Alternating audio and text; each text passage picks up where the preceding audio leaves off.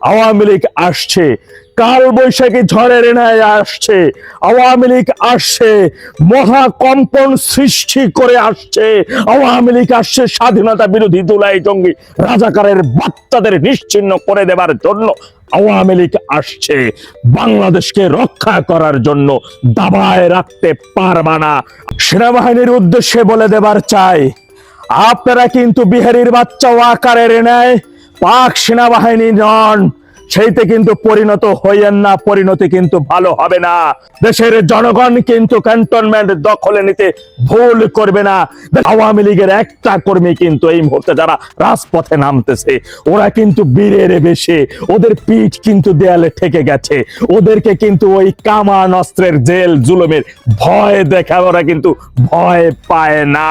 হাত পা এমন ভাবে চূর্ণ বিচূর্ণতে পরিণত করে দেবেন, ও যেন ওর সারাটা জীবন হুইল চেয়ারে ওর কাটিয়ে দিতে হয়। ওর থেকে যেন অন্য সকল জঙ্গিরা, অন্য সকল সন্ত্রাসীরা শিক্ষা নেয়, আর যেন কখনো আওয়ামী লীগের কোন কর্মসূচিতে বাধা দিতে না আসে। আগামী 23 তারিখকে কেন্দ্র করে রাজাকারের বাচ্চা সেনা প্রধান ওয়াকার এবং কুখ্যাত খুনি তারেক রহমানের মসনদ এরই মধ্যে আওয়ামী লীগ কাঁপিয়ে তুলেছে। গত পরশুদিনই আপনাদের বলেছিলাম 23 তারিখকে কেন্দ্র করে আওয়ামী লীগের নৈতিক বিজয় কিন্তু ঘটে গেছে।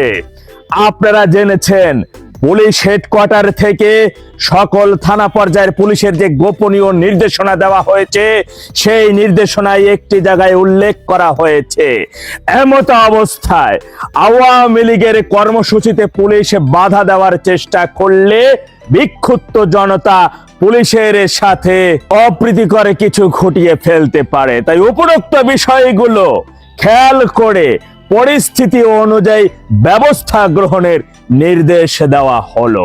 এরই মধ্যে আপনারা দেখেছেন দেশের ঢাকা, চট্টগ্রাম সহ 6 জেলায় সেনাবাহিনী মোতায়েন শুরু হয়ে গেছে। এদিকে কুখ্যাত রাজাকার জামাত এবং জুলাই জঙ্গি ও রাজাকারের বাচ্চারা আগামী দিনকে কেন্দ্র করে তারা একটা কর্মসূচি ঘোষণা করে ফেলেছে। ভাইরা আমার, ঢাকায় 18,000 পুলিশে মোতায়েন করা হয়েছে। এরই মধ্যে একদিনে সারা দেশে আওয়ামী লীগ 82টি কর্মসূচি অর্থাৎ 82টি মিছিল করে ফেলেছে। মসনদ থরথর করে কাঁপতেছে। ভাইরা আমার, ভয় পাইলে চলবে না। আগামী দিনকে কেন্দ্র করে যে যেখানে যেভাবে যে কর্মসূচি হাতে নিয়েছেন, যারা রাজপথে নামতে যাচ্ছেন রাজপথে নামবেন, সর্বাত্মক প্রস্তুতি নিয়ে রাখতে হবে। মরণ কামড় দেওয়া লাগতে পারে। যেখানের কর্মসূচিতে বাধা দেওয়ার চেষ্টা করা হবে, সেখানে ভয়াবহ প্রতিরোধ গড়ে তুলতে হবে। সর্বাত্মক মরণ কামড়টা জায়গা মতো বসিয়ে দিতে হবে, সে যেই হোক না কেন। মাঠে নেমে পড়া সেনাবাহিনী এবং পুলিশ ভাইদের উদ্দেশ্যে একটা কথাই বলে দেবার চাই, আওয়ামী লীগের প্রতিষ্ঠা বার্ষিকী উপলক্ষে তারা শান্তিপূর্ণভাবে দেশের সাধারণ জনগণের অধিকারের জন্য তাদের উপর অবৈধ বিধিনিষেধ প্রত্যাহারের দাবি এবং কারাগারে বন্দী থাকা লক্ষ লক্ষ আওয়ামী লীগ নেতাদের মুক্তির দাবির বিষয় নিয়ে তারা রাজপথে নামবে। তাদের এই গণতান্ত্রিক আন্দোলনের সামনে যদি বাধা দেওয়ার চেষ্টা করেন, আর যদি আওয়ামী লীগের মিছিলের উপর রাষ্ট্রীয় বাহিনী কর্তৃক কোন সন্ত্রাসী কর্মকাণ্ড চালানো হয়, আর যদি রাজাকার এবং জুলাই জঙ্গিদেরকে নিরাপত্তা দিয়ে আওয়ামী লীগের নেতা কর্মীদের বাধা দেওয়ার চেষ্টা করা হয়, তাদের মিছিলে আক্রমণাত্মক কোনো কিছু করা হয়, সারা দেশের জনগণ কিন্তু আপনাদের জন্য ভয়াবহ পরিণতি বয়ে আনবে। মনে রাখবেন, এবারের সংগ্রাম স্বাধীনতা পুনরুদ্ধারের সংগ্রাম। এবারের সংগ্রাম স্বাধীনতা সার্বভৌমত্ব পুনরুদ্ধারের সংগ্রাম। 71 সালে এই দেশের মুক্তিকামী ভাইরা ওই পাক সেনাদের উন্নত মানের সমরাস্ত্র, ট্যাঙ্ক, জল কামানের সামনে দাঁড়িয়ে থেকে দেশীয় অস্ত্র নিয়ে তারা বীর দর্পে যুদ্ধ করে তাদের নাকে খত দিয়ে এই দেশ থেকে বিতাড়িত করতে বাধ্য করেছিল এবং দেশের স্বাধীনতার সার্বভৌমত্ব তারা ছিনিয়ে এনেছিল। তৎকালীন সময় থেকে যদি আওয়ামী লীগকে নিষিদ্ধ করে দাবায় রাখা যাইতো, আজকের এই বাংলাদেশ সৃষ্টি হইতো না। আপনি স্বাধীন বাংলাদেশের সেনাবাহিনীর সদস্য, গর্বিত সদস্য হিসেবে নিজেকে পরিচয় দিতে পারতেন না। ওকে যদি কোনো ইউনিটে কোনো জায়গায় পান, ওর চ্যাপ্টার ক্লোজ করে দিবেন। শুধু ওই না, ছাত্র দলের যে কোনো মব সন্ত্রাসী, বিএনপির এবং কুখ্যাত রাজাকার ও জুলাই জঙ্গিদের যেখানে যদি আপনাদের কোন ধরনের বাধা দেওয়ার চেষ্টা করতে আসে, ওর পরিণতি ওইখানে ভয়ঙ্কর করে দেবেন। ওর দ্বারে যখন যেখানে যেভাবে পাবেন, ও যেন আগামী সারাটা জীবন পঙ্গুতে থাকতে হয়। হাত পা এমন ভাবে চূর্ণ বিচূর্ণতে পরিণত করে দেবেন, ও যেন ওর সারাটা জীবন হুইল চেয়ারে ওর কাটিয়ে দিতে হয়। ওর থেকে যেন অন্য সকল জঙ্গিরা, অন্য সকল সন্ত্রাসীরা শিক্ষা নেয়, আর যেন কখনো আওয়ামী লীগের কোন কর্মসূচিতে বাধা দিতে না আসে। সেনাবাহিনীর উদ্দেশ্যে বলে দেবার চাই, আপনারা কিন্তু বিহারীর বাচ্চা ওয়াকারের ন্যায় পাক সেনাবাহিনী নন। সেইতে কিন্তু পরিণত হইয়েন না, পরিণতি কিন্তু ভালো হবে না।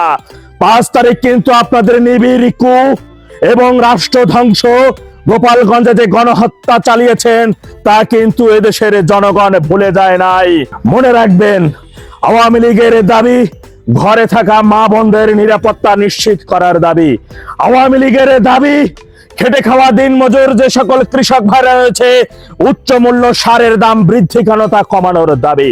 আওয়ামী লীগের দাবি ওই জুলাই আগস্টে জঙ্গি হামলার মাধ্যমে সারা দেশে যে 3500 পুলিশকে নির্মমভাবে হত্যা করা হয়েছিল তার বিচারের বিষয় নিশ্চিত করার দাবি। আওয়ামী লীগের দাবি যে পবিত্র সংসদে কুখ্যাত রাজাকার, স্বাধীনতা বিরোধীদের অপরাধে যাদেরকে দণ্ডিত হয়েছিল, ফাঁসি হয়েছিল, মৃত্যুদণ্ড হয়েছিল, তাদের শোক প্রস্তাব গৃহীত করে যে সংসদকে অপবিত্র করেছে তার বিরুদ্ধে দাবি। সুতরাং আওয়ামী লীগের এই শান্তিপূর্ণ কর্মসূচিতে আপনারা বাংলাদেশের সেনাবাহিনী হয়ে পাকিস্তানি সেনাবাহিনীর ন্যায় যদি ভূমিকা পালন করেন, দেশের জনগণ কিন্তু ক্যান্টনমেন্ট দখলে নিতে ভুল করবে না। দেশের জনগণ কিন্তু আপনাদের করুণ পরিণতি বয়ে আনবে। মনে রাখবেন, প্রত্যেকটা ঘটনা কিন্তু রেকর্ড হচ্ছে, প্রত্যেকটা ঘটনা কিন্তু কখনো ভুলে যাবার নয়। দেশের জনগণ কিন্তু খুব হাড়ে হাড়ে এগুলো মনে রাখতেছে। সুতরাং দেশের জনগণের বিরুদ্ধে যাইয়েন না, কিন্তু আওয়ামী লীগকে কিন্তু দাবায় রাখা যাবে না, এইটা চিরন্তন সত্য। আওয়ামী লীগকে দাবায় রাখা গেলেবার কিন্তু বাংলাদেশি পাইতেন না, আজকে আপনি সেনাবাহিনীর একজন সদস্যই হইতেন না। সুতরাং ওদের সামনে আসার আগে নিজের পরিবারের পরিজনদের থেকে খোঁজ খবর নিয়ে তাদের থেকে মাপ চাইয়া এরপরে এদের সামনে আইসেন। তাই হুঁশিয়ার করে বলে দেবার চাই, আওয়ামী লীগের শান্তিপূর্ণ কর্মসূচিতে কোথাও ন্যূনতম বাধা দেওয়ার চেষ্টা করলে সারা বাংলাদেশের 64 জেলায় কিন্তু একযোগে কম্পন সৃষ্টি হয়ে যাবে ইনশাআল্লাহ। দাবায় রাখতে কিন্তু পারবা না। জয় বাংলা, জয় বঙ্গবন্ধু, বাংলাদেশ চিরজীবী হোক। আওয়ামী লীগ এখন রামের করাতের মতো হয়েছে, আসতেও কাটে, যাইতেও কাটে। তারেক যেদিক দিয়ে পালানোর চেষ্টা করুক না কেন, আওয়ামী লীগের জালে ওকে পড়তে হবেই। সেপ্টেম্বরের শেষ নয়তো অক্টোবরের প্রথম দিকে ট্রানজিট পাসের জন্য আবেদন করবেন জননেত্রী শেখ হাসিনা। তার সেই আবেদন তারেকের এই সরকার মঞ্জুর করলেও বিপদ, না করলেও বিপদ। আপনাদের নিশ্চয়ই মনে আছে 2007 সালে মঈনুদ্দিন ফখরুদ্দিন সরকার বিদেশে থাকা জননেত্রী শেখ হাসিনার দেশে ঢোকার জন্য ট্রানজিট পাস তারা বন্ধ করে দিয়েছিল। তারপরে কিন্তু জননেত্রী শেখ হাসিনার দেশে ঢোকা প্রত্যাবর্তনের বিষয় কিন্তু থামাইয়া রাখতে পারে নাই। সুতরাং এই সরকার, এই তারেকও কখনো পারবে না। মনে রাখবেন, নেত্রী যেদিন দেশে ঢুকবে ওই দিন দেশে কোনো আইন থাকবে না, ওই দিন শুধু গণ আইন থাকবে, জনগণের আইন থাকবে। ওই দিন শুধু একটা আদালত থাকবে, সেটা গণ আদালত। নেত্রীর সাথে সেদিন থাকবেন বিশ্বের প্রায় 58টা দেশের 238টা গণমাধ্যম মিডিয়া। তারা সেগুলো লাইভ প্রোগ্রাম দেখাবেন বিশ্বব্যাপী। আরো অনেক দেশের মিডিয়াগুলো তার সেই লাইভ প্রোগ্রামটি সরাসরি দেখানোর জন্য এরই মধ্যে দলের সংশ্লিষ্ট দপ্তরে তারা আবেদন জানিয়েছেন, তাদের ইচ্ছার কথা প্রকাশ করেছেন। মনে রাখবেন, কোন আইনের জোরে সাজাপ্রাপ্ত একজন খুনি, কুখ্যাত সন্ত্রাসী তারেক দেশে প্রবেশ করেছে। তিনি এয়ারপোর্টে এসেই সেখান থেকে 300 ফিটে গেলেন, বক্তব্য দিলেন, মরা মাইকে ডিপ ফ্রিজ থেকে বাইর করে আইনা তাকে আয়োজন করলেন, এমনকি মরা মায়ের টিপসই নিয়ে পর্যন্ত নির্বাচনে মনোনয়ন ফরমে জমাও দিলেন। পরবর্তী তিনি মরছে, তার দাফন সম্পন্ন করলেন, প্রধানমন্ত্রী হইয়া তিনি শপথ নিলেন। জীবনে নির্বাচনের মাধ্যমে একটা মেম্বারও তিনি হয় নাই। কয়দিনের রাজনীতি, শীর্ষ সন্ত্রাসী, চাঁদাবাজি, খুনি, এছাড়া তার নামের পিছনে আর কোনো বিশেষণ নাই। সুতরাং তারেক কোন আইনের ভিত্তিতে দেশে আসছে, প্রধানমন্ত্রী হয়েছে? প্রশ্ন রাখতে চাই। মানবতা বিরোধী কথিত ওই যে খয়ের খা আদালতের চিফ প্রসিকিউটর সামনে বিশেষ আইনের জোরে তিনি বলেন যে তার এইভাবে দেশে আসার কোনো আইনি বৈধতা নাই, কোনো সুযোগ নাই। তিনি ওই দেশে গ্রেপ্তার হবেন, তারপরে তিনি আসবেন। দুই দেশের সমঝোতা ছাড়া তিনি কখনো আসতে পারবেন না। হয় বিমান পথ বন্ধ করে দিবা, সড়ক পথে আসবে। সড়ক পথ বন্ধ করার ক্ষমতা তোমার বাপ দাদার 14 গোষ্ঠীরও নাই। দেখা যাবে সেদিন কত পাওয়ার তোমরা নিয়ে বসে আছো। মনে রাখবা, বাংলাদেশ থেকে হাজার হাজার কিলোমিটার দূরে না ধরেন শেখ হাসিনা, কয়েক ঘন্টার ব্যবধান, সেদিন গণ আদালতের মাধ্যমে, জনগণের আইনের মাধ্যমে সব ধূলিসাৎ হয়ে যাবে, সব মাটির সাথে মিশে যাবে ইনশাআল্লাহ। প্রিয় সহযোদ্ধা ভাইরা, মাথায় রাখবেন, নেত্রী যেদিন দেশে প্রবেশ করবেন সেদিন তারেক বলেন আর যাই কিছু বলেন, দেশে শুধু গণ সরকার ছাড়া আর কোন সরকার বলবৎ থাকবে না। এমন ভাবে গণজোয়ার সৃষ্টি করতে হবে, ফুলকচি টেড়া যা কিছু স্ব আছে জায়গায়, লগি বৈঠা যা কিছু আছে তাই নিয়ে স্ব জায়গায় রাস্তায় বেরিয়ে পড়তে হবে। জুলাই জঙ্গি সহ স্বাধীনতা বিরোধী রাজাকারের বাচ্চা এবং এদেরকে যে সকল সন্ত্রাসীরা প্রশ্রয় দিয়েছে, যে সকল খুনিরা প্রশ্রয় দিয়েছে, যে সকল খুনিরা আজকে রাষ্ট্র ক্ষমতা দখল করে রাষ্ট্র নিয়ে ষড়যন্ত্র করতেছে, রাষ্ট্রের সার্বভৌমত্ব বিদেশিদের কাছে বিকিয়ে দিয়েছে, তাদের গণ আদালতে সর্বাত্মক শাস্তি হবে। তাদের বিচার হবে শুধু গণ আদালতে, তাদের বিচার করবে দেশের জনগণ। কোটি কোটি মানুষের গণস্রোতের মাধ্যমে সবকিছু ভেসে যাবে এই সকল ষড়যন্ত্রকারীরা। মানুষের পায়ের সাথে পিষ্ট হয়ে মাটির সাথে মিশে যাবে রাজাকারের শাবক, জুলাই জঙ্গি স্বাধীনতা বিরোধীর সর্বশেষ শাবকগণ। প্রত্যেক গ্রামে, প্রত্যেক পাড়ায়, প্রত্যেক মহল্লায়, প্রত্যেক ওয়ার্ডে, প্রত্যেকটা ইউনিয়নে দুর্গ গড়ে তুলতে হবে। আপনারা যে যেখানে যে অবস্থায় আছেন আওয়ামী লীগের ভাইরা, সর্বাত্মক সতর্কতা অবলম্বন করে থাকতে হবে। মনে রাখবেন, আগামী 5 মাসের মধ্যে অনেক কিছু দেশের মধ্যে ঘটে যাবে, অনেক কিছু ঘটে যেতে হবে। সাথে সাথে যেখানে যে অবস্থায় থাকেন না কেন, গণ বিস্ফোরণ সৃষ্টি করতে হবে। যেখানে যেখানে প্রয়োজন হবে এইখানে ফুটাই ফেলানো, ফাটাই ফেলানো, সেইটা করবেন। আজ থেকে কারো কখনো চোখ দিয়ে পানি ঝরবে না, চোখে আগুন ঝরতে হবে। যারা আমার ভাইয়ের হাত কেড়ে নিয়েছে তার হাত হাতের জায়গায় থাকবে না। যারা আমাদের 32 নম্বর সমাজের সহযোদ্ধা ভাইদের বাড়ি ঘরে হামলা করেছে তাদের বাড়ি আস্ত থাকবে না, আমরা আস্ত রাখবো না ইনশাআল্লাহ। আপনারা যে যেখানে যে অবস্থায় আছেন না কেন সর্বাত্মকভাবে প্রস্তুতি নিয়ে রাখতে হবে। মনে রাখবেন, শত্রুপক্ষ নানান ধরনের খবর বাজারে রটাবে, নানান ধরনের খবর ওরা ছড়াবে। এই মিডিয়া থেকে বলা হয়েছে শেখ হাসিনা কবে দেশে আসবেন, সেই খবর প্রচার করা যাবে না, কিন্তু তিনি দেশে আসবেন না সেই খবর প্রচার করা যাবে। বুঝছেন? কিন্তু ওরা কি কখন কোন খবর দেয় এগুলো দেখার সুযোগ নাই।